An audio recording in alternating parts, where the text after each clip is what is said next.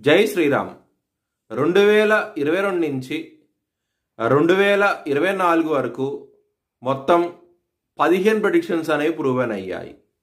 ఆ 15 ప్రెడిక్షన్స్ అనేవి కింద డిస్క్రిప్షన్లో ఇస్తున్నాను. అవి నిజమా కాదా అనుకుంటే కనుక మీరు ఆ డిస్క్రిప్షన్లో ఆ వీడియో లింక్ ఓపెన్ చేసి చూడండి. ఫర్ ఎగ్జాంపుల్ 2024లో మహారాష్ట్ర ఎలక్షన్స్లో బీజేపీ అలయన్స్ వస్తుందని చెప్పడం జరిగింది. అది నిజంగానే జరిగింది. మహారాష్ట్ర ఎలక్షన్స్లో బీజేపీ అలయన్స్ రావడం జరిగింది. ఆ వీడియో నేను డిస్క్రిప్షన్లో ఇచ్చాను. ఇది మీరు చూసుకోండి. నిజమైతేనే నా ఛానల్ సబ్స్క్రైబ్ చేసుకోండి. మకర రాశికి అధిపతి శని. మకర రాశిలో ధనిష్ట 1-2 పాదాలు, శ్రవణం 4 పాదాలు, ఉత్తరాషాఢ 2, 3, 4 పాదాలు ఉంటాయి.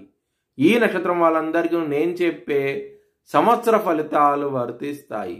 ఈ సంవత్సరంలో ఆదాయం అనేది 8గా ఉన్నది, వ్యయం అనేది 14గా ఉన్నది, రాజ్య పూజ్యం అనేది 4గా ఉన్నది, అవమానం అనేది 5గా ఉన్నది.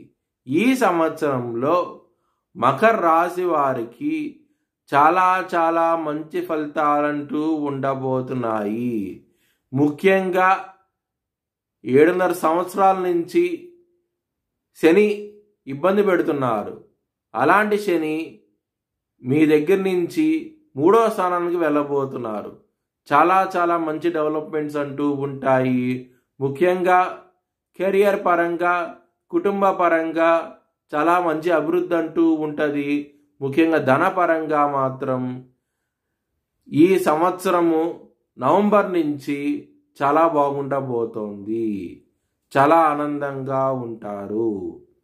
ముఖ్యంగా గురువు 6వ స్థానంలో ఉండటం మూలంగా మే 14వ తారీఖు నుంచి హెల్త్ పరంగా ఇబ్బంది పడే అవకాశం ఎక్కువగా ఉన్నది. డయాబెటీస్, ఎసిడిటీ ప్రాబ్లమ్స్తో ఇబ్బంది పడే అవకాశం ఎక్కువగా ఉన్నది. కాబట్టి దక్షిణామూర్తి సూత్రపారణం చేయండి, మంచి ఫలితాలంటూ ఉంటాయి. లవర్స్కి మాత్రం మే 14వ తారీఖు వరకు చాలా అనుకూలంగా ఉండబోతోంది.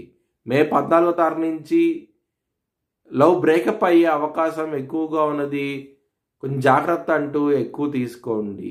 బిజినెస్ పరంగా మాత్రం మీకు ఎక్సలెంట్ డెవలప్మెంట్స్ అంటూ ఉంటాయి. ఎప్పుడైతే శని మీనరాశికి వెళ్తారో మీకు చాలా బాగుండబోతుంది. బిజినెస్ పరంగా మాత్రం విదేశాలు వెళ్ళాలనుకున్న వారికి ఈ సంవత్సరం అనేది చాలా అనుకూలంగా ఉండబోతోంది. మీ భవిష్యత్ వివరాల కోసమై HLN జ్యోతిష్యాలను సంప్రదించండి.